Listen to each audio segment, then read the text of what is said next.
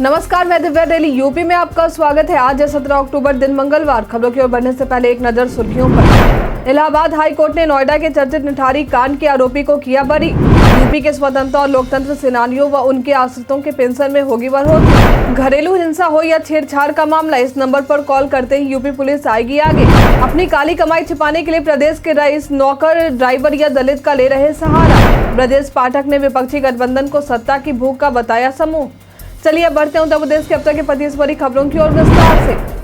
राष्ट्रीय आदिवासी छात्र शिक्षा समिति के 10,000 पदों पर निकली भर्ती। राष्ट्रीय आदिवासी छात्र शिक्षा समिति की तरफ से TGT, hostel warden, principal, non teaching एवं पीजीटी के 10,000 पदों पर भर्ती निकाली गई है। इच्छुक अभ्यर्थी ईएमआरएस के आधिकारिक वेबसाइट emrs.tribal.gov.in पर जाकर आवेदन कर सकते हैं। आवेदन करने की अंतिम तारीख 19 अक्टूबर है। इससे संबंधित शैक्षणिक योग्यता और अन्य जानकारी के लिए आप इसके आधिकारिक वेबसाइट पर जाकर विजिट कर सकते हैं।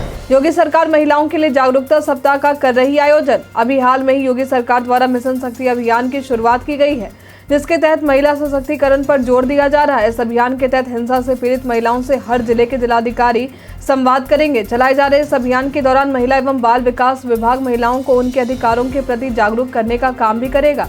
वहीं 22 अक्टूबर तक जागरूकता सप्ताह का आयोजन भी किया जाना है। वहीं महिला एवं बाल अधिकारों पर विभिन्न गतिविधियों जैसे नुक्कड़ नाटक और खेलकूद प्रतियोगिताओं का आयोजन 14 से 20 नवंबर तक किया जाएगा।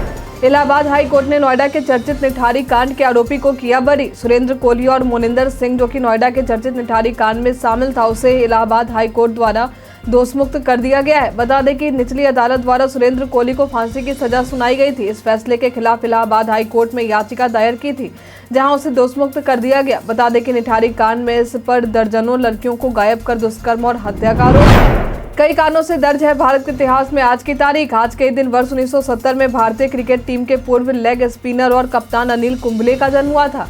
आज के दिन अंतर्राष्ट्रीय स्तर पर गरीबी उन्मूलन दिवस मनाते हैं। आज के दिन विश्व आघात दिवस मनाते हैं। आज के दिन वर्ष 1935 में भारतीय धावक मिल्खा सिंह का जन्म हुआ था। आज के दिन वर्ष 1979 में मदर टेरेसा को उनके नाम और समर्थन के लिए नोबेल शांति पुरस्कार मिला था। यूपी के स्वतंत्रता और लोकतंत्र सेनानियों व उनके आश्रितों के पेंशन में होगी बढ़ोतरी। हर महीने 5,000 रुपए की बढ़ोतरी राज्य के स्वतंत्रता एवं लोकतंत्र सेनानियों और उनके आश्रितों की पेंशन में किए जाएंगे। फिलहाल इसे कैबिनेट की मंजूरी नहीं मिली है। उम्मीद है कि मंजूरी मिलते ही जनवरी तक इसे लागू कर दिया जाएगा। बता दें कि प्रदेश में कुल 950 आश्रित 25 स्वतंत्रता संग्राम सेनानी के हैं, जिन्हें 20,176 रुपए पेंशन के रूप में दिए जाते हैं। वहीं 4,693 लोकतंत्र सेनानी और उनके 1090 आश्रित हैं, जिन्हें 20,000 रुपए हर महीने दिए जाते हैं। यदि इनके पेंशन में 5,000 रुपए की बढ़ोतरी होती है तो उन्हें लगभग 25,000 रुपए पेंशन के रूप में दिए जाएंगे। महंगाई को देखते हुए यह बढ़ोतरी करने का फैसला लिया गया। गोरखपुर से चलने वाली भारत गौरव पर्यटक ट्रेन इन धार्मिक स्थलों की करवाएगी यात्रा। गोरखपुर रेलवे स्टेशन से Indian railway catering and tourism corporation limited Bharat Gaurav पर्यटक ट्रेन चलाने वाला है। यह ट्रेन 17 से 26 नवंबर के बीच में चलाए जाएंगे, जिससे शिव भक्तों को ओंकारेश्वर, महाकालेश्वर, सोमनाथ, भेंट द्वारका, द्वारकाधीश मंदिर, नागेश्वर, त्र्यंबकेश्वर, कृष्णेश्वर और भीमाशंकर ज्योतिर्लिंग के दर्शन करवाए जाएंगे। श्रद्धालुओं द्वारा सीटों की बुकिंग भी की जा रही है। मध्य क्षेत्रीय प्रबंधक IRCTC लखनऊ अजीत कुमार सिन्हा ने बताया कि ट्रेन में कुल 767 बर्थ होंगे, जिनमें सेकंड AC की 49 और थर्ड AC की कुल 70 सीटें रहेंगी। इनमें स्लीपर क्लास की 648 सीटें रहेंगी और 10 दिन व 9 रात की यह धार्मिक यात्रा गोरखपुर स्टेशन से शुरू होगी। घरेलू हिंसा हो या छेड़छाड़ का मामला, इस नंबर पर कॉल करते ही यूपी पुलिस आएगी सामने। गोरखपुर में नौकायन पर मिशन शक्ति फेज 4 अभियान के तहत SP क्राइम इंदु प्रभा सिंह द्वारा जागरूकता अभियान के दौरान महिलाओं को जागरूकता के संदेश देते हुए कहा गया कि सौदा हो या फिर घर में कोई प्रताड़ित करे, इसे सहना नहीं है। इसकी शिकायत पुलिस में करनी ही चाहिए। महिलाओं की समस्या के समाधान के लिए 1090 हेल्पलाइन नंबर भी है। इसके अलावा दूसरे नंबर डायल 112 या फिर थाने पर भी शिकायत कर सकती हैं। पुलिस महिलाओं की तत्काल मदद के लिए आगे आएगी। उन्होंने कहा कि कई बार चुप्पी की वजह से सौदा का मन बढ़ जाता है और इस तरह की हरकतें कर देता है, जिससे परेशानी बढ़ जाती है। फर्जी दस्तावेज के सहारे रह रहे बांग्लादेशी घुसपैठ उत्तर प्रदेश में हुए गिरफ्तार। उत्तर प्रदेश में रह रहे 3 ऐसे नागरिकों को यूपी आतंकवाद निरोधक दस्ता द्वारा गिरफ्तार किया गया है, जो फर्जी दस्तावेजों के सहारे बांग्लादेश से घुसपैठ कर आए थे। गिरफ्तारी के बाद पूछताछ और जांच के दौरान मानव तस्करी के बड़े सिंडिकेट की जानकारी सामने आई है। मीडिया में चल रही खबरों के अनुसार भारत भेजने के लिए 3 से 5 लाख रुपए लिए जाते हैं। धनराशि मिलने के बाद इन लोगों को बंगाल में सक्रिय गिरोह के सदस्यों के पास भेज दिया जाता है। इन्हें 1-2 महीने तक वहीं रखा जाता है और फिर इसी दौरान इनके फर्जी दस्तावेज तैयार होते हैं। दस्तावेज तैयार होने के बाद इन्हें उत्तर प्रदेश के अलग अलग जगहों पर बसाया जाता है। उत्तर प्रदेश पहचान में आज हम बात करेंगे दूधनाथ सिंह के बारे में। ये पेशे से एक हिंदी आलोचक, संपादक एवं कथाकार थे। इनका जन्म उत्तर प्रदेश के बलिया जिले में 17 अक्टूबर वर्ष 1936 में हुआ था। ये इलाहाबाद विश्वविद्यालय में हिंदी विभाग में भी कार्यरत रह चुके हैं। इनकी कई कृतियां प्रकाशित हुई, जिनमें अपने शताब्दी के नाम, सपाट चेहरे वाला आदमी, निराला आत्महंता आस्था, पहला कदम, एक और भी आदमी और कहा सुनी आदि शामिल है। ये कई पुरस्कार से सम्मानित भी किए जा चुके हैं, जिनमें भारतेंदु सम्मान, शरद जोशी स्मृति सम्मान, कथाक्रम सम्मान, साहित्य भूषण सम्मान आदि शामिल है। अलीगढ़ मुस्लिम यूनिवर्सिटी पर बीजेपी नेता ने दिया विवादित बयान। बीजेपी के नेता संगीत सोम ने इजराइल और हमास के बीच जारी जंग के दौरान अलीगढ़ मुस्लिम यूनिवर्सिटी को लेकर एक विवादित बयान दे दिया है। दरअसल उन्होंने कहा है कि अलीगढ़ मुस्लिम यूनिवर्सिटी पर ताला लगा देना चाहिए। इन संस्थानों में आतंक का पाठ पढ़ाया जा रहा। हमास के लिए एमयू से लेकर कश्मीर तक नारेबाजी हो रही है। आगे उन्होंने अपने बड़बोल के दौरान कहा कि एमयू जैसे संस्था केवल आतंक का पाठ पढ़ा रहे हैं। इसराइल में हमास जो बमबारी कर रहा, वैसे ही हालात भारत में भी होते अगर नरेंद्र मोदी जैसा प्रधानमंत्री ना होते। अपनी काली कमाई छिपाने के लिए प्रदेश के रईस, नौकर, ड्राइवर या दलित का ले रहे सहारा। कानपुर आयकर विभाग की बेनामी संपत्ति यूनिट द्वारा इन दिनों बड़ी कार्रवाई की जा रही। कार्रवाई के दौरान 11 प्रॉपर्टीज को कुर्क किया गया है। इन प्रॉपर्टीज को ड्राइवर, नौकर या फिर किसी और के नाम से खरीद कर आयकर विभाग की नजरों से बचने की कोशिश की जा रही थी। राज्य में कई ऐसे रईस सामने आए हैं जो अपनी काली संपत्तियों को छिपाने के लिए ड्राइवर, नौकर और दलित जैसे लोगों का सहारा ले रहे हैं। ऐसे मामले को देखते हुए आयकर विभाग और भी अलर्ट हो चुका है। मिली जानकारी के अनुसार आगे भी ऐसी कई कार्रवाई की जा सकती है। उत्तर प्रदेश में प्रदूषित पानी की वजह से गंगा जल की नहीं हो रही सप्लाई। उत्तर प्रदेश के नोएडा में प्रदूषित पानी को लेकर चिंता बढ़ती ही जा रही है। अभी हाल में ही भूजल विभाग द्वारा प्रदूषित पानी को लेकर सर्वे किया गया। 500 से लेकर 2200 मिलीग्राम प्रति लीटर तक टीडीएस ग्रेटर नोएडा वेस्ट से लेकर जेवर एयरपोर्ट तक कई इलाकों में पहुंच चुका है। टीडीएस की इस संख्या से साफ पता चल रहा कि यह पानी बिल्कुल भी पीने लायक नहीं। जिस पानी का टीडीएस 300 के नीचे होते हैं, वही पानी पीने लायक होते हैं। भविष्य में यह स्थिति और भी गंभीर हो सकती है। पानी की इस खराब स्थिति को देख गंगा जल की सप्लाई ग्रेटर नोएडा वेस्ट में फिलहाल शुरू नहीं की गई है, जिस वजह से लोग सवाल खड़े कर रहे हैं कि आखिर इसकी सप्लाई कब शुरू की जाएगी। डॉक्टरों द्वारा कहा गया है कि इस पानी के सेवन से किडनी और लीवर तक प्रभावित हो सकते हैं। उत्तर प्रदेश के मौसम का मिजाज, चलिए अब जानते हैं उत्तर प्रदेश के मौसम के मिजाज के बारे में। मौसम विभाग के अनुसार पूरे उत्तर प्रदेश में 1 या 2 स्थानों पर बारिश या गरज के साथ बौछारें पड़ने की संभावना है। हालांकि मौसम को लेकर विभाग की तरफ से किसी प्रकार की चेतावनी नहीं दी गई है। हालांकि मौसम केंद्र के वरिष्ठ वैज्ञानिक अतुल कुमार द्वारा बताया गया कि पाकिस्तान से लेकर आने वाले पश्चिमी विक्षोभ सक्रिय हो चुके हैं, जिस वजह से प्रदेश में कई हिस्सों में गरज और चमक के साथ हल्की फुल्की बारिश की संभावना है। आज हापुड़ में अनुसूचित जाति मोर्चा के सम्मेलन को सीएम योगी करेंगे संबोधित। आज हापुड़ में सीएम योगी आने वाले हैं, जिससे लेकर जोरों शोरों से तैयारी की जा रही। सीएम योगी के आने को लेकर आनंद विहार में कार्यक्रम का आयोजन किया जाना है। यहाँ आने के बाद सीएम योगी 63 करोड़ की परियोजना का शिलान्यास और 72 करोड़ की परियोजनाओं का लोकार्पण करने वाले हैं। इस दौरान सीएम योगी भाजपा पश्चिमी उत्तर प्रदेश अनुसूचित जाति मोर्चा के सम्मेलन को भी संबोधित करेंगे। सम्मेलन में 1 लाख कार्यकर्ता और पदाधिकारियों के शामिल होने की उम्मीद है। उमेश पाल हत्याकांड के दौरान शहीद हुए 2 सिपाहियों के परिवारजनों को सीएम योगी करेंगे सम्मानित।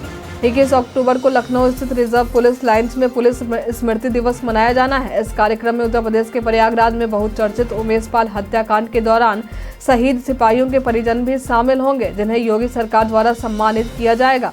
बता दें कि उमेश पाल हत्याकांड के दौरान कांस्टेबल संदीप निषाद और राघविंदर सिंह शहीद हुए थे। इन दोनों शहीद सिपाहियों की वीरता को सीएम योगी इस दौरान सलाम करेंगे। सपा नेता ने इन्हें बताया भारत पाकिस्तान के बंटवारे की वजह। अपने बड़बोलेपन के कारण सपा पार्टी के नेता स्वामी प्रसाद मौर्य चर्चा में आ गए हैं। दरअसल उन्होंने कहा है कि भारत और पाकिस्तान का विभाजन इसलिए हुआ क्योंकि हिंदू महासभा ने 2 राष्ट्रों की मांग की थी, जिन्ना की नहीं। जो लोग हिंदू राष्ट्र की बात कर रहे वे राष्ट्र के दुश्मन है। भारतीय संविधान कहता है कि आस्था, जाति, लिंग या जन्मस्थान के आधार पर कोई भेदभाव नहीं किया जा सकता। अगर कोई हिंदू राष्ट्र की बात करता है तो दूसरे क्यों नहीं करेंगे। उत्तर प्रदेश पर्यटन में आज हम बात करेंगे विंध्यवासिनी पार्क गोरखपुर के बारे में। यह पार्क उत्तर प्रदेश के गोरखपुर में स्थित मुख्य पर्यटन स्थलों में से एक है, जो बहुत बड़े क्षेत्र में फैला है। यहाँ आपको कई तरह के फूल और पेड़ पौधे देखने को मिल जाएंगे। यहाँ लोगों के लिए वॉकिंग ट्रेल भी बनाए गए हैं, जहाँ सुबह शाम लोग वॉकिंग के लिए आते हैं। यहाँ बच्चों के लिए अलग से ग्राउंड भी बनाया गया है, जहाँ बच्चे खेलने के लिए आते हैं। इसके अलावा यहाँ टेनिस कोर्ट, वाटरफॉल और फाउंटेन भी देखने को मिलेंगे। यहाँ आपको प्राचीन समय की कुछ मूर्तियाँ भी देखने को मिलेंगी, जो बेहद ही खूबसूरत है। आप अपने परिवार या दोस्तों के साथ यहाँ अपना अच्छा समय व्यतीत कर सकते हैं। पिकनिक स्पॉट के लिहाज से यह जगह सबसे बेहतरीन है। देवरिया कांड में पीड़ित परिवार के देवेश दुबे ने सपा नेता अखिलेश यादव से मिलने को किया इनकार। देवरिया कांड में पीड़ित परिवार के देवेश दुबे ने सपा अध्यक्ष अखिलेश यादव से मिलने से इनकार कर दिया है। इसकी वजह बताते हुए देवेश द्वारा कहा गया है कि वर्ष 2014 में सपा पार्टी की सरकार थी। उसी वक्त हमारे पिता सत्यप्रकाश दुबे ने सरकार से गुहार लगाई थी कि हमारी भूमि जबरिया दबंग प्रेमचंद यादव द्वारा बैरनामा कराया जा रहा, लेकिन उस वक्त कोई सुनवाई नहीं हुई। ब्रजेश पाठक ने विपक्षी गठबंधन को सत्ता की भूख का बताया समूह। विपक्ष पर तीखा हमला करते हुए उत्तर प्रदेश के डिप्टी सीएम द्वारा कहा गया है कि विपक्षी गठबंधन राजनीति के लिए उत्सुक लोगों का एक समूह है।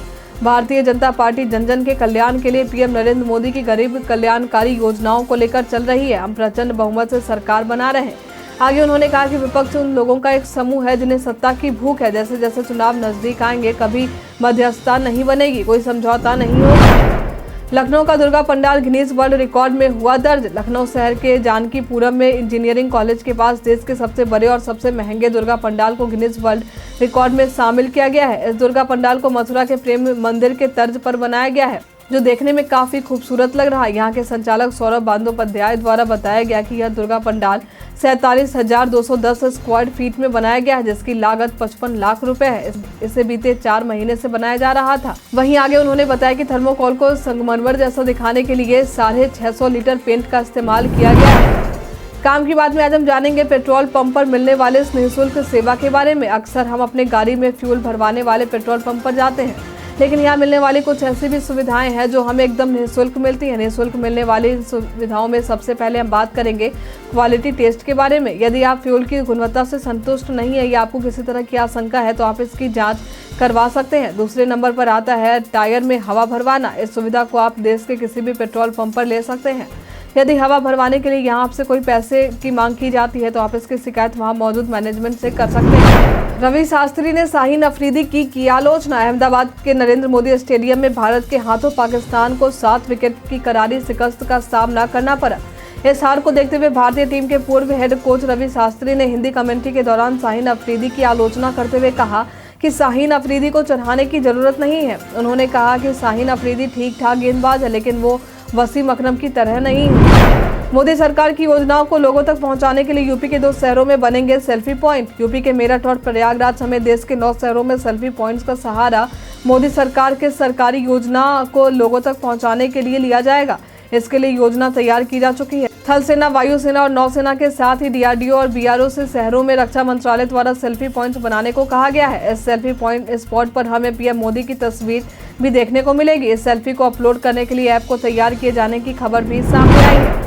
सीएम योगी के निर्देश के बाद लंबित राजस्व मामले के निस्तारण को लेकर कार्रवाई हुई शुरू। सीएम योगी के सख्त निर्देश के बाद लंबित राजस्व मामलों को लेकर निस्तारण को लेकर एक्शन शुरू किया जा चुका है। ऐसे मामलों के शीघ्र निपटान और मंडलायुक्तों और जिला मजिस्ट्रेटों की जवाबदेही 18.4 लाख राजस्व मामले लंबित होने के कारण उत्तर प्रदेश राजस्व बोर्ड द्वारा तय की गई है। इन मामलों को देखरेख और निगरानी आदि के लिए सीएम योगी के निर्देश के बाद डैशबोर्ड को भी लॉन्च किया गया है। वहीं राजस्व न्यायालय द्वारा कंप्यूटरीकृत प्रबंधन प्रणाली राजस्व अदालतों की कार्यवाही में पारदर्शिता सुनिश्चित करने के लिए शुरू की गई है। टेक ज्ञान में आज हम जानेंगे कि कैसे अब नहीं भूलेंगे अपने करीबियों को बर्थडे विश करना। अक्सर आप अपने खास लोगों का बर्थडे भूल जाते हैं और उन्हें समय से विश नहीं कर पाते। तो अब इसके लिए एक मजेदार ट्रिक हम आपको बताने वाले हैं, जिससे आप अपने खास लोगों के बर्थडे को हमेशा समय पर ही विश करेंगे। दरअसल व्हाट्सएप पर इसके लिए आप मैसेज कभी भी शेड्यूल कर सकते हैं और जिस दिन जिस समय के लिए मैसेज शेड्यूल किया गया है उसी दिन यह मैसेज उस व्यक्ति तक व्हाट्सएप के जरिए पहुंच जाएगा। लेकिन उसके लिए आपको अपने फ़ोन में थर्ड पार्टी ऐप एस्कीडिट डाउनलोड करना होगा, जो आपको गूगल प्ले स्टोर पर आसानी से मिल जाएगा। इसे डाउनलोड और साइन इन करने के लिए इसके मेनू में व्हाट्सएप ऑप्शन पर क्लिक करके इनेबल एक्सेसिबिलिटी को टैप कर टॉगल को ऑन कर दे और अलाउ करके क्लिक कर दे। फिर अपने व्हाट्सएप पर आ जाए, जहां आपको आस्क मी सेंडिंग का ऑप्शन दिखाई देगा। फिर यहां आप डेट और टाइम के साथ मैसेज लिखकर सेव कर सकते हैं। जिस दिन के लिए मैसेज सेव किया गया है उसी दिन यह मैसेज ऑटोमेटिकली ही चला जाएगा। आज के लिए फिलहाल इतना ही। अब हम प्रतिदिन आपसे 5 ऐसे जरूरी सवाल पूछेंगे और उसके जवाब बताएंगे, जो कि स्टेट पीसीएस, पुलिस दरोगा समेत एसएससी जैसे अन्य प्रतियोगी परीक्षाओं में काम आएंगे। सवाल इतिहास, यूपीएस स्पेशल, विज्ञान, करंट अफेयर्स और भूगोल से रहेंगे। तो हमारा पहला सवाल है, हाल ही में आपदा जोखिम न्यूनीकरण के लिए अंतर्राष्ट्रीय दिवस कब मनाया गया है? ऑप्शन ए है 8 अक्टूबर, ऑप्शन बी है 9 अक्टूबर, ऑप्शन सी है 12 अक्टूबर, ऑप्शन डी है 13 अक्टूबर। इसका सही उत्तर है 13 अक्टूबर। हाल ही में भारत और किस देश के बीच 5वां वार्षिक रक्षा संवाद हुआ है? ऑप्शन ए है फ्रांस, ऑप्शन बी है जर्मनी, ऑप्शन सी है जापान, ऑप्शन डी है श्रीलंका। इसका सही उत्तर है फ्रांस। हाल ही में भारत में महिला श्रम बल भागीदारी दर बढ़ाकर कितने प्रतिशत हुई है? ऑप्शन ए है 32%, ऑप्शन बी है 35%, ऑप्शन सी है 37%, ऑप्शन डी है 40%। इसका सही उत्तर है 37%।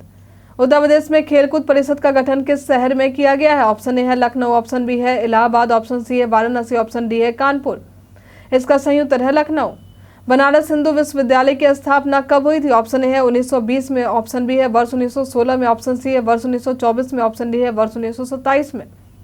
इसका सही उत्तर है वर्ष 1916 में। सवाल जवाब के दौर अब समाप्त होते हैं। आप में से कितने लोगों ने हमारे सवाल का सही जवाब दिया है कमेंट करके जरूर बताएं। वीडियो के अंत में हम उनका नाम जरूर लेंगे। उत्तर प्रदेश के तमाम खबरों के साथ बने रहने के लिए देखते रहे डेली यूपी। और साथ ही अगर आप यूट्यूब से देख रहे हैं तो चैनल को सब्सक्राइब करें। अगर आप फेसबुक से देख रहे हैं तो पेज को लाइक करना ना भूलें। और हाँ, आप उत्तर प्रदेश के जिस भी क्षेत्र से देख रहे हैं उस क्षेत्र का नाम हमें हमारे कमेंट सेक्शन बॉक्स में लिखकर जरूर बताएं। धन्यवाद।